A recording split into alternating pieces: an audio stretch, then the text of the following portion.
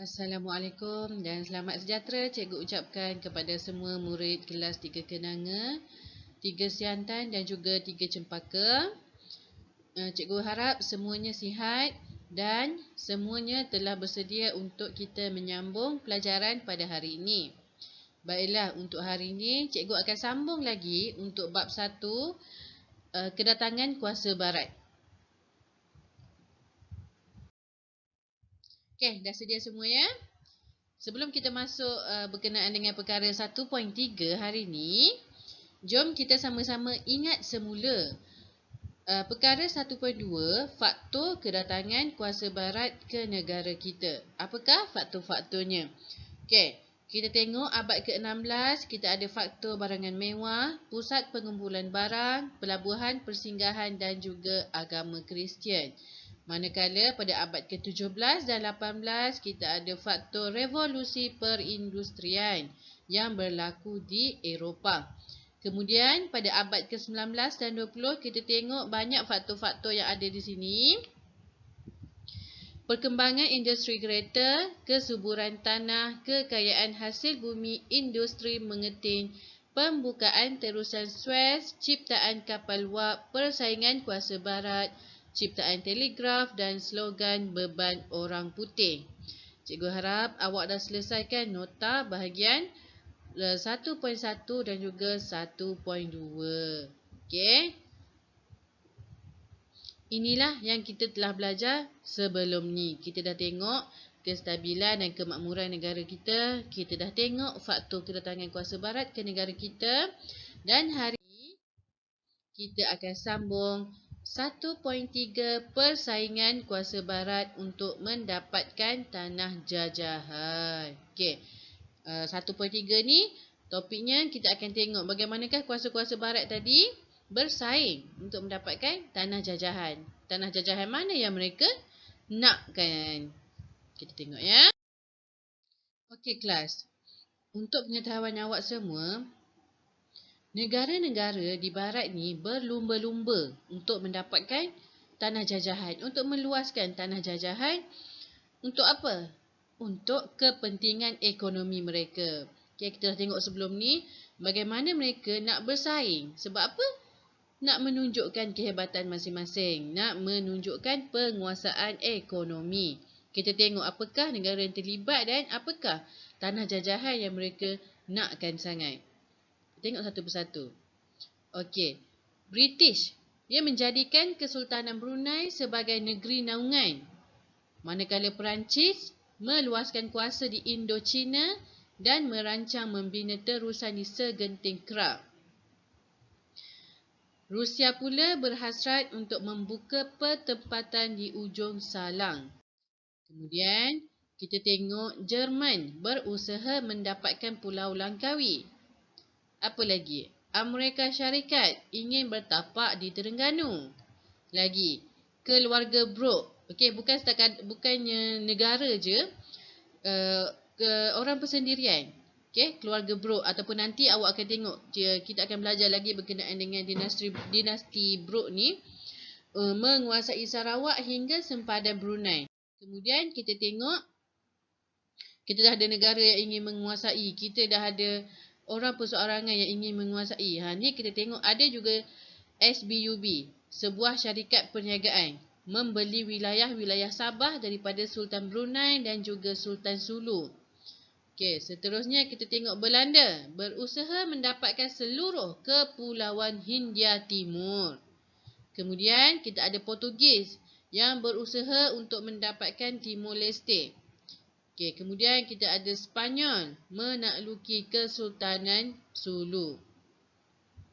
Baiklah, selesai 1.3 yang ringkas sahaja sebab untuk 1.3 tu cikgu cuma nak awak tahu berkenaan dengan persaingan kuasa-kuasa barat tadi. Negara apa yang terlibat dan kawasan jajahan yang terlibat. Jadi hari ini kita akan tengok subtopik yang terakhir sekali dalam bab 1 iaitu berkenaan dengan perbezaan strategi kuasa barat untuk menguasai negara kita.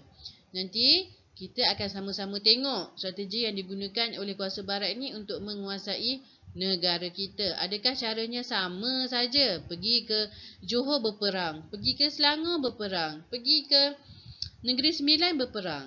Okey, kita tengok adakah sama cara yang digunakan ataupun lain. Okey.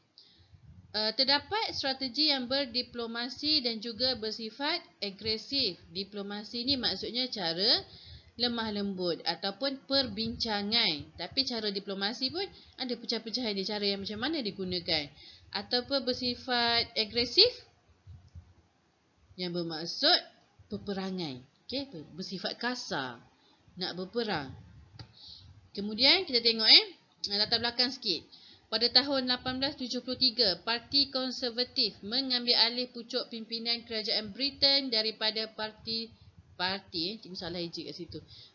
Liberal. Kerajaan baharu ini menukarkan dasar tidak campur tangan kepada dasar campur tangan British di negeri-negeri Melayu. Okey. Asalnya apabila berlaku pertukaran tampuk politik di Britain. Bila berlaku je pertukaran, maka dasarnya pun berubah daripada dasar tak campur tangan kepada dasar campur tangan British di negeri-negeri Melayu. Okey, dasar campur tangan ni bermaksud British melibatkan diri secara langsung dalam pentadbiran di negeri-negeri Melayu. Okey, bukan setakat ekonomi saja, mereka dah mula melibatkan diri dalam pentadbiran. Kemudian apa yang berlaku juga, pedagang di negeri-negeri selat pula mendesak kerajaan British supaya campur tangan dan melindungi pelaburan mereka. Ini latar belakang saja dulu. Nanti untuk bab akan datang, kita akan tengok bagaimana perdagangan berlaku di negeri-negeri selat yang disebut dekat sini. Okay? Ini sebenarnya latar belakang bagaimana bermulanya perubahan dasar Britain. Perubahan dasar British terhadap negeri-negeri Melayu. Manakala Andrew Clark pula dihantar untuk menggantikan Gubernur Harry Ord di Tanah Melayu. Okey, Andrew Clark ni memang dihantar untuk mencari jalan bagaimanakah untuk menguasai pentadbiran di negeri-negeri Melayu ni. Bagaimana cara yang dia lakukan. Okey. British menggunakan pelbagai strategi sekaligus meluaskan kuasanya di negeri-negeri Melayu, Sarawak dan Sabah. Okey, bukan negeri Melayu saja, Sarawak dan Sabah juga terlibat. Okey, kita tengok dulu. Apakah strategi yang digunakan oleh Belanda di negara kita? Fokusnya di negara kita saja. Strategi Belanda, serangan fizikal, manakala ada juga strategi pakatan dan juga perjanjian. Ada 3 strategi yang digunakan oleh Belanda. Kemudian, apakah strategi yang digunakan oleh British? Ada strategi manipulasi, ugutan atau desakan, serangan fizikal, pakatan, perjanjian, pajakan dan tipu hela. Okey, kita tengok satu persatu strategi yang digunakan oleh Belanda tadi. Okey, cikgu nak ingatkan lagi sekali, untuk bab 1 ni kita tengok secara umum saja. Kita tak akan pergi sesuatu peristiwa itu secara terperinci. Okey, untuk bab 1 ni, untuk pengetahuan umum awak saja dulu latar belakang sebelum penjajahan kuasa-kuasa barat dalam bab yang akan datang. Okey, yang pertama, strategi Belanda, serangan fizikal. Okey, ada serangan fizikal yang berlaku. Kita tengok secara imbas. Pada tahun 1650, Belanda berperang dengan penduduk tempatan di Pulau Pangkor dan Kuala Perak. Pada 1651 disebabkan dasar monopoli biji timah oleh Belanda. Kemudian 1763 berperang pula dengan Angkatan Selangor dan Rembau kerana bimbang penguasaan Selangor terhadap Selat Melaka. 1782 berperang dengan Johor kerana perselisihan berkenaan perdagangan. 1784 berperang dengan Johor dan Selangor sekali lagi kerana perebutan perairan Selat Melaka. 1784 dan 1785 berperang dengan Angkatan Selangor di Kuala Selangor. Okey. Kemudian kita tengok strategi Belanda melalui perjanjian. 1650 Belanda mengadakan perjanjian dengan Perak untuk mendapatkan biji timah. 1786 mengadakan perjanjian dengan Selangor. Sultan Ibrahim bersetuju menjual biji timah kepada Belanda. Dan strategi pakatan. 1641 Belanda mengadakan pakatan dengan Johor dan berjaya mengalahkan Portugis di Melaka dan mengadakan pakatan dengan British dan bersetuju memeterai perjanjian Inggeris-Belanda. Okey, nanti kita akan tengok secara terperinci dalam bab akan datang tu berkenaan dengan perjanjian Inggeris-Belanda. Apa lagi peristiwa-peristiwa yang melibatkan penguasaan kuasa barat ini. Okey, kalau tadi kita dah tengok berkenaan dengan strategi Belanda, kita tengok pula strategi British. Pertama, manipulasi. Manipulasi. Apa yang dimaksudkan dengan manipulasi ni dulu? Okey, cara manipulasi ni maksudnya British menggunakan apa-apa kesempatan yang ada untuk dia menguasai. Untuk menguasai dan juga untuk memastikan apa sahaja tujuan mereka tercapai. Okey, kita tengok dulu strategi manipulasi. British mendapatkan Singapura. Ini cara manipulasi yang digunakan oleh British. 1871 berlaku perebutan takhta di Perak dan British menggunakan peluang ini untuk campur tangan. Kemudian kejadian rompakan lanun terhadap kapal dagang British di Selangor dan menyerang rumah api di Tanjung Ricardo. Manakala yang terakhir, konflik pembesar di Sungai Ujong Negeri Sembilan. Ini contoh-contoh peristiwa yang menunjukkan strategi manipulasi British. Kita tengok pula strategi yang kedua British gunakan iaitu ugutan atau desakan. Ini lebih kepada paksaan. Okey, tengok dekat sini. Mendesak agar Sultan menerima residen British di negeri Selangor dan Pahang untuk menasihati dalam hal pentadbiran. Okey, nanti kita akan tengok lebih lanjut. Kemudian, James Brooke mendesak Sultan Brunei dan menuntut supaya diiktiraf sebagai Raja Sarawak. Okey, kita tengok strategi yang ketiga, pakatan. Untuk mendapatkan Melaka. Ini masih lagi strategi yang digunakan oleh British. Okey, dengan cara pakatan untuk mendapatkan Melaka. Pakatan antara British Belanda apabila memeterai perjanjian Inggeris-Belanda pada 1824. Melalui perjanjian Inggeris-Belanda tadi tu, British mendapatkan Melaka dan Belanda memperoleh Bangkahulu. Okey, itu strategi pakatan. Kita tengok strategi tipu helah. Tipu helah digunakan oleh British untuk mendapatkan Pulau Pinang. British juga melakukan tipu helah terhadap Sultan.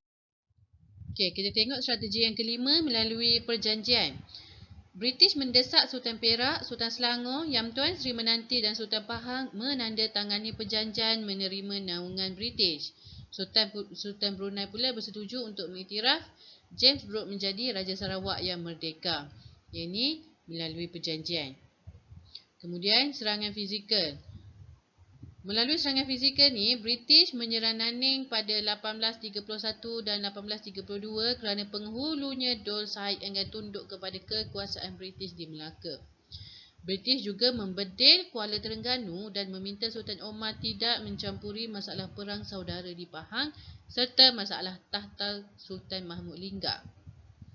Dan yang terakhir, melalui strategi pajakan. Apa yang dimaksudkan dengan pajakan? Pajakan ni sebenarnya adalah satu kontrak ataupun kebenaran untuk menduduki sesuatu kawasan dalam tempoh yang tertentu. Melalui pajakan dan pemberian piagam syarikat British Utara Borneo, British mengeluaskan pengaruhnya ke atas Sabah. Okey, nanti kita akan tengok secara terperinci lagi dalam bab akan datang. Okey. Ini soalan latihan untuk topik yang cikgu ajar hari ini. Cikgu nak awak sambung latihan yang cikgu berikan pada minggu lepas. Salin soalan Cari jawapan. Tak faham, boleh terus tanya cikgu dalam grup Telegram. Okey? Apa-apa yang awak tak faham, apa yang awak nak tanya, boleh tanya cikgu dalam grup Telegram. Jangan tangguh-tangguh. Sebab nanti kita nak masuk bab yang seterusnya. Okey, dah masuk kesimpulan. Kesimpulannya, penguasaan kuasa barat ke atas negara kita menyebabkan berlakunya perubahan besar-besaran dalam aspek politik, ekonomi dan juga sosial. Okey. Selesai sudah bab 1. Okey, kita dah tengok bab 1 secara umumnya berkenaan dengan kedatangan kuasa barat ke negara kita. Cuba kita imbas sama-sama berkenaan dengan topik dalam bab 1 ni, iaitu yang pertama 1.1 kestabilan dan kemakmuran negara kita. Dan yang kedua, kita tengok secara ringkasnya faktor-faktor kedatangan kuasa barat ke negara kita. Dan yang ketiga, tadi yang kita tengok sama-sama 1.3 persaingan kuasa barat untuk menguasai negara kita. Dan yang terakhir tadi 1.4 strategi kuasa barat untuk menguasai negara kita. Cikgu harap awak dapat sesuatu berdasarkan penerangan cikgu untuk bab 1 ni. Macam biasa, cikgu nak awak selesaikan nota untuk bab 1. Okay, dan selesaikan 2 latihan yang cikgu berikan. Sebarang masalah, tanya terus cikgu dalam grup Telegram. Okay? Semoga kita berjumpa lagi, insyaAllah. Terima kasih kelas.